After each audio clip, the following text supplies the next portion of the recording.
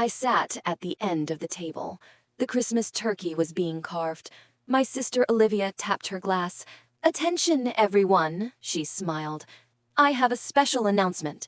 I was just promoted to VP at Summit Enterprises." My parents clapped loudly. "Oh, Olivia, we are so proud. You are the star of this family." Mr. Townsend, her boss, nodded. "She is a shark. Unlike some people." He looked directly at me. "Catherine, still teaching at community college?"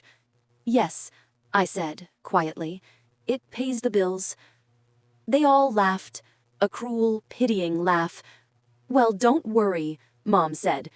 "We have a place for you. Since Mr. Townsend needs the guest room, we set up a cot for you in the garage." I froze. "The garage?" I asked. "It's 10 degrees outside." "There's a heater," Olivia sneered. "It's good enough for you." I looked at their smug faces. I looked at Mr. Townsend, who was drinking my father's wine. They thought I was a loser. They didn't know the truth. They didn't know that yesterday I signed a check for $12 billion to buy Summit Enterprises. I wasn't just their guest. I was their new owner. And tomorrow morning at 8 a.m., I was going to fire them all. I walked out to the garage. It smelled like gasoline and dust. There was a thin military cot and a single, scratchy blanket. I sat down and checked my phone. I had 50 unread emails, all from the board of directors. "Madame CEO, the acquisition is complete. We need your signature on the merger. The Townsend division is failing." I replied to them quickly. "I am handling the Townsend division, personally. For 5 years, I lived a double life. My family thought I was poor. They thought I was a struggling teacher because I drove a used Honda and wore simple clothes around them. But in reality, I founded Nexus Capital, a private equity firm. I turned it into a global empire. I owned skyscrapers in Manhattan. I owned a private island. But I never told my family because they only loved money. If they knew I was rich, they would just ask for handouts. I wanted to see who they really were. And tonight, I saw it clearly. They were monsters. They banished their own daughter to a freezing cold garage just to impress a mid-level manager. I pulled the thin blanket up. I was shivering. But I wasn't sad. I was calculating. I was planning the boardroom meeting. It was going to be a bloodbath. The next morning was Christmas. I walked into the kitchen. My back was aching from the cot. Olivia was drinking a mimosa. "Did you sleep well in the dungeon?" She laughed at her own joke. "It was cold," I said. "Builds character," Dad grunted. "You should work harder like Olivia. Then you could afford a hotel." Mr. Townsend walked in.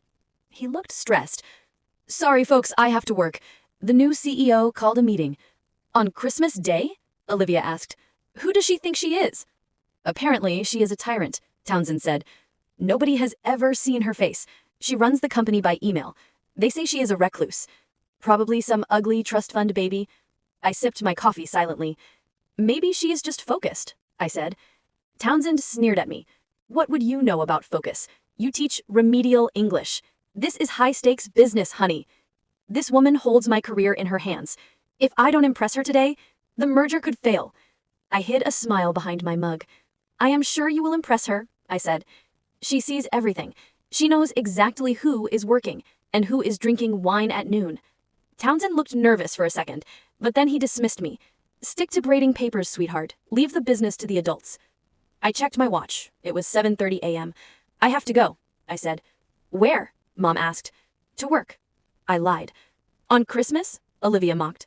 "Someone has to grade the papers?" I grabbed my bag. I walked out to my beat-up Honda. I drove around the corner, where my driver was waiting. In a blacked-out Rolls-Royce. I climbed into the back seat. It was warm and smelled of leather. "Good morning, Madam CEO," my driver said. "To Summit headquarters?" "Yes, James," I said. "And step on it." I opened my bag. I took off my poor teacher sweater. Underneath, I was wearing a black dress. Designer, $3,000. I put on my diamond earrings. I put on my Rolex watch. I tied my silver hair back tight. I transformed from Kathy, the failure, into Luna, the shark. We pulled up to the glass skyscraper. Security rushed to open my door. "Welcome back, ma'am." I walked into the lobby. The receptionist stood up straight. I took the private elevator to the top floor, the boardroom.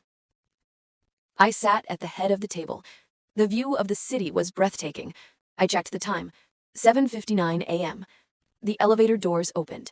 Mr. Townsend walked in, followed by his star VP, Olivia. They were laughing about something until they saw me. They froze in the doorway. The room was dead silent. Townsend looked confused. "Kathy?" he asked. "What are you doing here? Did you follow us?" "Security, get this woman out." Olivia ran forward. "Kathy, you are embarrassing me. You can't just break in here. Go back to the garage." I didn't move. I didn't speak. I just spun the chair around slowly. I rested my elbows on the table. "Sit down," I commanded. My voice wasn't the quiet teacher voice. It was the voice of authority. Townsend blinked. "Excuse me?" I said, "Sit down, Mr. Townsend, or you can leave right now, and leave your badge at the door." He looked at the other board members. They were all looking at me with respect. The realization hit him like a truck. His knees buckled. He fell into a chair. "You," he whispered, "you are the buyer?" "I am Summit Enterprises," I said. "I am the trust fund baby. I am the tyrant." Olivia looked like she was going to faint. "But you drive a Honda." "I own the dealership," I said, "and the apartment complex you live in. I own that too. I bought it last week. Just to evict you." I opened a folder on the table. "Let's review your performance, Mr. Townsend. You spent 3 hours yesterday bragging about a merger you didn't understand. You insulted the CEO to her face. And you accepted a bribe last month. I saw the emails." Townsend was sweating profusely. "Ma'am, please, it was a joke. I didn't know it was you." "Exactly," I said. "You treated Kathy like trash because you thought she had no power. That tells me everything about your character. You are fired, effective immediately. Security, escort him out." 2 guards grabbed him by the arms. He was crying as they dragged him away. Then I turned to Olivia. She was trembling. "Kathy, please," she whimpered. "We're sisters. I'm family." "Family?" I asked, cold. "Family doesn't put family in a garage. Family doesn't mock them at dinner. You are not my sister today. You are an employee, and you are a terrible one. Your department lost $4 million under your leadership. You are fired, too." "And Olivia?" "Yes," she whispered, tears falling. "I'm raising the rent on your apartment by 300%. Merry Christmas." I left the building at noon. I went to the Four Seasons Hotel. I ordered a massive steak dinner. I ate it alone in my penthouse suite. It was the best Christmas meal I ever had. My phone blew up with texts. Mom and Dad begging for forgiveness. "We didn't know. We love you, Kathy. Can we borrow some money?" I blocked their numbers. I sold my parents' mortgage to a bank that doesn't negotiate late fees. They lost the house 6 months later. They live in a small apartment now. Olivia works at a call center. Mr. Townsend is still unemployed. Nobody wants to hire the man who insulted the biggest CEO in the city. I learned a valuable lesson. Power isn't about shouting. It isn't about bragging at dinner. True power is silence. It is watching people dig their own graves and then gently pushing them in. I am not the failure of the family. I am the one who ended it.